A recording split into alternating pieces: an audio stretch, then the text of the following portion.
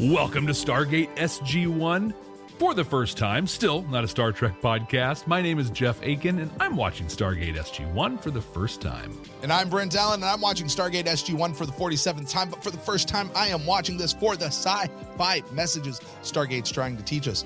Those lessons that hold up a mirror to society. Give us hope that things could be better in the future, which is interesting in a show that is set in the present day, or just teach us how we can be better human beings to one another. Let's see if we get any of that this week. We're watching Show and Tell. This is an episode that I think one of the groups that we've met in the past are going to come into the SGC, and they're going to show something to them, and then they'll tell about it. Hey-oh! Oh, wait. So we'll see what happens. Brent, can you enlighten us with some cool facts on Show and Tell? Yes, episode 20, season 2, Show and Tell, getting towards the end here, Jeff. Original air date, January 27th, Well, my note says 1993. That is not correct. This would be 1999. Pulled one from the annals. Yes. This episode written by Jonathan Glassner, one of the big names I've talked to you about. Another big name in this particular episode, Peter DeLuise is the director. Yeah, we had him just a few weeks ago. Yes. In this particular episode, Peter DeLuise inserts himself in as a cameo. I'll point him out when we get there. Does he look like his dad? That's what don't tell me. I want it. I'm excited. You want me to just let you try to find him? Yeah. Okay. All right. I'll do that. Like give you a chance to see if you can catch him, but if you miss him, you want me to point him out? Yeah, do. Yeah, if I miss him, I'm very astute, so we'll see. We'll see. But yeah, he is the son of Dom DeLuise. Here's the other thing, Jeff. You know, one of the things you've been tracking. Here's a spoiler. You've been tracking lately some of the gear upgrades that we've been getting. There's actually a pretty cool gear upgrade that is one of those things like it's just always been at the SGC to me. And I forget when I watch these early seasons, like they didn't have it until turns out this episode. I'm like, oh yeah, that's where that is. Okay, cool. Nice. Because it just becomes a thing that's just always there. Anyway, be on the lookout for that. You will. I promise you, you're gonna know exactly what I'm talking about as soon as you see it. It might be like the first thing in the episode or something like that. I think. Like the UAV, it's like literally starts with, hey, here, we're flying this thing through. Yeah. There you go. Yeah, it's kind of on that level. So with that, Jeff, why don't we go ahead and jump into this episode? If you're just joining us for the very first time, first of all, welcome to the show. We're glad you're here. We're glad you made it. And the way this works is Jeff and I are going to go watch this episode for the first time, like right now. No, we're not going to stop the video. We're not going to pause the video, go away, and then you're going to see some cut where it's going to come back and do all this. No, we're going to do it live right now. If you're one of our phenomenal patrons over at patreon.com, link down in the show notes, you guys will be able to watch the full unedited version. However, if you're watching the free version out on YouTube, you're amazing. You're awesome. You're going to get the YouTube cut. If you're listening on an audio podcast, you're about to gate into the future. We're going to meet you on the other side. You're going to miss the episode itself, but you'll get to hear all of our conversations, my first time reactions, Brent's sci-fi messages that he finds. I can't wait to see Peter DeLuise. Let's get in here and start Show and Tell. Chevron 7 locked.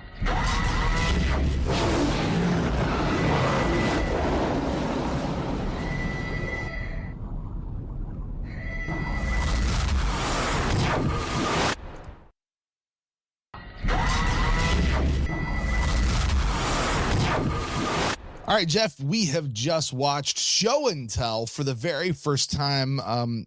Jeff, you got something over your shoulder there, pal. Oh, I do? It's hard to make out. It's kind of hard to make out. Oh, God! That'd be wild if that was Mother. She passed away almost 4 years ago. Weird. Man, I didn't tell you that we were going to be going back watching, the first couple episodes of Babylon 5 again. For those that weren't watching along, we had the Ritu. They're like a slightly greener version of the Shadows. And they got the invisibility thing going on, and much more powerful weapons, though, I think. You know what it is? It's the Shadows from the northern country. Okay, right. Yeah, the northern continent. Just a little more head ridges or whatever. Yeah, so the point of this episode, right, is that we have a new ongoing threat, the Ritu. And it's a cool concept for an alien. Like, we didn't talk about it during the episode, but they are basically 180 degrees out of phase with us, so we can't see them, can't detect them, anything, but they somehow can see and detect us, even though we're also 180 degrees out of phase. And it's pretty wild what they're doing. So the story was that the Gould showed up and all but wiped out the Ritu. And this rebel group came up and they're like, we got to beat the Gould, but we can't. They're so much more powerful than we are, even though they have these like mini nuke weapons and stuff like that. But I mean, let's not let the details in the story bog everything down here. But they said, we're going to beat these dudes by attrition. And the way to do that is to eliminate all the potential hosts. Wow. So you've got billions of humans in Tauri. You've got the Unas and his race that are there. We know that they can be hosts. Are there others? Like, are we just talking complete genocide of everyone except the Ritu? Right. So, and I loved how the episode ended in that, like, hey, so you fought off these Ritu, but they'll be back. And you're not going to know when it comes because your early detection device is one dude who happens to be with SG-1 and out on missions all the time. Fair point. But the thing I loved in this episode, like the Ritu, I love the concept. It was well done. We had the concept last week with the sound thing, which was a cool concept and horribly executed, like just offensively executed. This was great. This was really well done. And when they go to the planet and they see like the army of them, it evoked thoughts of Starship Troopers, like just really great sci-fi callbacks and touch points in this one. Yeah. So the cool thing though in this whole episode, like that's the story and the plot stuff. We got to see the Tok'ra. We saw Jacob again. Cool stuff. That was great. I loved that. But we got to see Jack O'Neill do more stuff than be a smart ass who kicks ass. You know what? I need a t-shirt that just has a picture of Jack O'Neill with his sunglasses on, smart ass who kicks ass. I need that t-shirt. But that's what he does most of the time. I've talked about it a couple of times. He doesn't get a lot of meat, but when he does, right? I think about Cold Lazarus. I think about this. I think about the one where he's pushed up against the thing, you know, and I liked that episode, but I forget what it's called. The alien shot out at him. But when he gets his moments, God, you see why Robert Dean Anderson is the lead on this show. I want Jack O'Neill to be my dad. He was great. Rolling with the mother thing, just kind of assuming it was an imaginary friend. And he's like, yeah, I'm not going to judge. I'm not going to be weird. I'm just going to play along because it's real to this kid. So I'm going to make it real as I can. And then just, you know, connecting with him, talking to him, and the kid's crying. And this is a thing I want to talk about. And I don't know if you have it for your sci-fi messages, but to me, it's the biggest piece of this episode.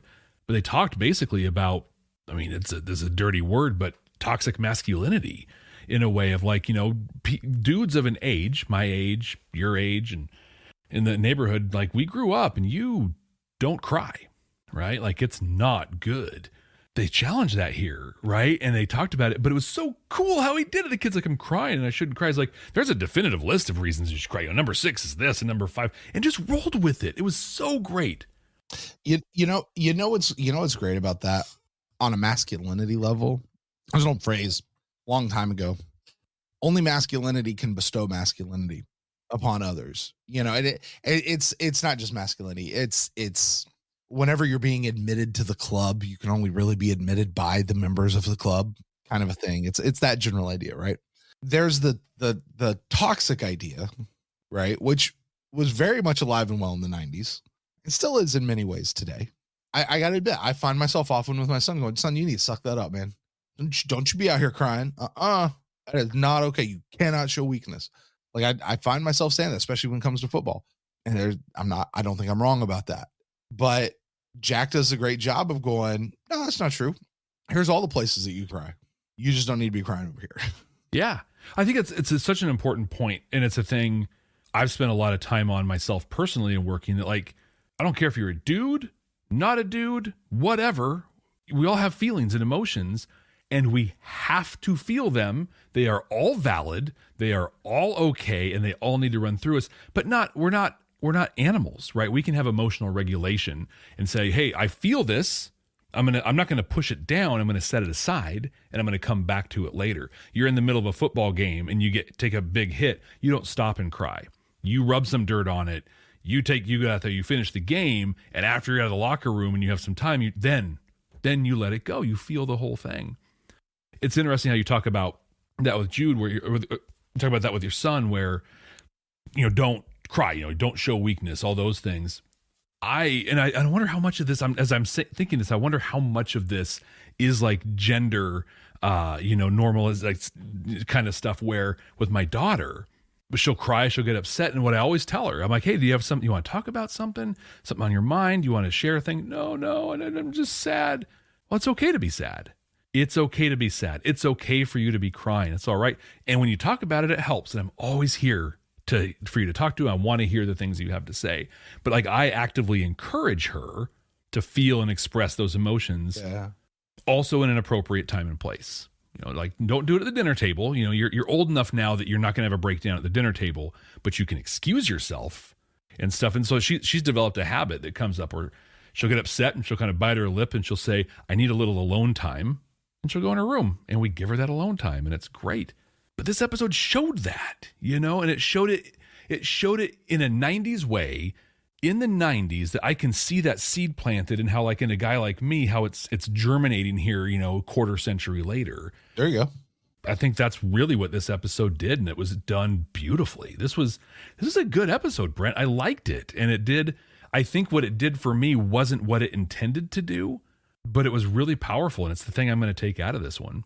I can't say I personally love this episode or I like this episode, but I watch this episode every time I do a rewatch. Yeah.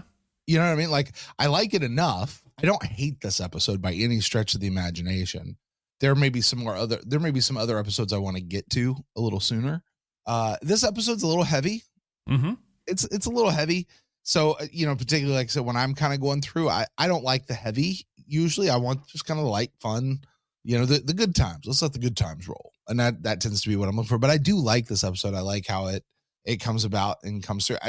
It's interesting to me that you picked up on all of that, because I think a lot of times our judgment of an episode really comes down to how it made you feel. Mm-hmm. Part of why One False Step last week was so bad is that it was boring. It evacuated all feeling from me. I walked into that with emotions, and then halfway through, I'm like, I have nothing. I'm a shell. There's nothing left. There is nothing here. Yeah. You didn't make me mad. You didn't make me upset. You didn't make me happy. You didn't make me cry. You didn't piss me off. You just made me not care. You made me as apathetic as possible. Because that was kind of the tone you were going for here. Here, I thought they did a great job of endearing Charlie to Jack. My God, taking his son's name. Yeah. Ugh. We suddenly start caring for Charlie. We see what's going on. You don't really know what's going on with the whole mother thing. And then, actually she's real. He's actually got, he cares for his mom, if we'll put it that way, and then she's like, yeah, you probably ought to stay here with your own kind. Okay, cool. He's going to be here. But, now we've got all this other stuff going on. And yeah, it's decent. It's solid. When we walked into this, you mentioned there's some new tech. Yeah. That they've got. Was that the TER? That was not what I was thinking of, but that is certainly a part of it. But no, they upgraded the Iris computer with the hand thing. Oh, okay. So you'll see them every time they go to open the Iris, they put their hand on it. Like I said, I forget when I rewatch this on the early episodes that they don't have the Iris thing. Yeah, it didn't register as much as the TER, and because I'm like, this is kind of cool and it's pretty powerful. And they're gonna get some more of these with their zip guns and stuff too. So yeah. In addition to what we've talked about here, did you pull any other sci-fi messages out of this one? Not really. I think it's just one of those episodes, man. And we've often talked about how with Star Trek specifically, because we kind of use that as our the thing, because that's what you do with Star Trek is you overanalyze the episode totally for everything. And we particularly back in Babylon 5 when we were still doing deltas, and we were specifically looking for what we called Star Trek messages. I think one of the things that has helped me is I actually, Jeff, I will tell you in my notes for Babylon 5, even right now, the category, like the section still says Star Trek messages. Really? Because I copy and paste the template and I've just never changed the template. And people are like, well, go change it right now. I probably should, but I'm not. So I probably tend to say Star Trek messages when we're doing Babylon 5, just because that's what's right there. Really what I mean is sci-fi messages. And I have sci-fi messages here on our notes for Stargate. So I probably ought to change that. I'm not promising I will, but there are Star Trek episodes that would not be episodes that get a whole lot of deltas. Right. Deltas were our rating as far as like how strong the message was. How strong did it do? And the toxic masculinity, that's a neat conversation to have. I'm gonna say, I don't think that's the point of what's going on here. And I do, we've gotten into recently talking about a lot of intentionality. I don't think that was an intention at all. I think a lot of this really was plot. Let's have a little adventure right here on the base. No new sets, no new whatever. We can just go. They had one location shot that they had to go out and get, or scene, and they're done. I feel bad giving it like no chevrons, but I'm just not there. I'm not there on this episode. I can't disagree. I think, even talking about the crying and the stuff that I thought was such a great message, not intentional. I think that was put there just to show that Jack, remind us that Jack was a dad and he's got these instincts, and that's a good reminder for us, from a plot standpoint. Mm-hmm. And I think even when I was talking about it, I'm like, here, 25 years later, I'm really close to the day actually from when we're talking about it, that I can see that seed that was planted and turned into this and grown. In 1999, I probably would have watched that and literally just thought, oh, look how cool Jack is. Actually, you probably would have thought, man, I want to be like Jack. Like, that's a role model. I was in my early 20s in 1999. I probably would have thought, I want him as my dad. There you go. Although my dad was amazing and awesome, but still, Jack would have been a great dad. We're tracking a couple things, right? We are. Yeah, absolutely. We got 2 for crying out louds. One of them is not even a Jack one, but considering that the kid was imitating Jack, I'm going to count it. Totally counting it. So we're going to add a couple for crying out louds. We're not, though, we've decided, counting the indeed. Teal'c said the word indeed, but it wasn't the indeed that he often says. So this is going to bring us up to 15 for crying out loud so far for Jack. Wow. Yeah, which actually feels a little bit light to me. A little bit light. We got 5 Daniel deaths on screen. We've got 1 Teal'c indeed so far. It's exciting stuff. There you go. Well, Jeff, talk to us about the ranking. Where do you put this on the 100% completely accurate, definitive season 2 ranking of Stargate SG-1? When during the episode I talked about, maybe it was during the episode or maybe it was in the conversation here. Either way, at some point I talked about how Jack doesn't get a lot of meat in this, in Stargate. A lot of times he's just the smart ass that kicks ass. When they give him meat, it's incredible. And so when I'm looking at this ranking, like this is not a top 10 episode from what we've seen so far, but it's not like a bottom 5 or anything like that. This is a middling episode. It's good. It was entertaining, kind of neat, but I'm really going to land on Jack. And what did RDA, what did Robert Dean Anderson get to do, and what did I like? And so when I look at this, there's message in a bottle, right? And that was him pinned up against the wall and kind of his focus point. And I really enjoyed that episode.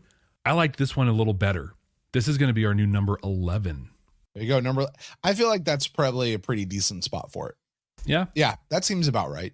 Because below that, if I go down, you got message in a bottle. There's matter of time, need, family, Bane, gamekeeper, prisoners, one false step. Yeah. That feels an appropriate place. And I feel like when looking at this list at this point, I feel like need is kind of the fold in the paper where everything above need, it's at least a decent episode, if not an amazing episode. And then need isn't awful. And then down below, you're just like, yeah, I could do without any of those. Well, maybe not any of them, but they're not great. There's only one that actually just makes me go blah, and that's one false step. In fact, I'm going to do a thing here on our ranking list. You're going to do this. Yep. You're going to do this? Okay, go for it. There we go. I was a little surprised you didn't do this last week. Yeah, people don't know what we're talking about because you see it, I see it. We don't actually have the graphic up here. Jeff just took one false step from number 19 and went ahead and placed it at 22. And this in 19, 20, and 21 are just empty right now, which is weird because there's only 2 episodes left in the season. We call this the ranking of the round table move is what that is. There you go. If you know, you know.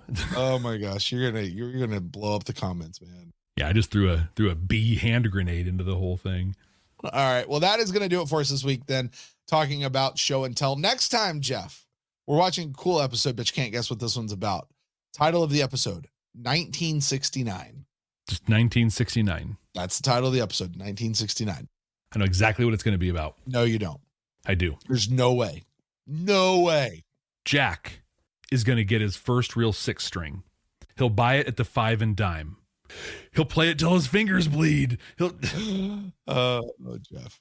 It's either going to be that, or it's going to be Voyager 1159, right? Where like they go back and it's going to be an origin story of like, well, that can't be an origin story because but it'll be like, we're going to go back and relive this pivotal moment in the Stargate program, kind of a thing. But I'm going to make my official guess that we're going to do the Bryan Adams treatment for this one. Because why not? This is the show that would do that. All right. Well, you're a good guesser, Jeff. Yeah, sure.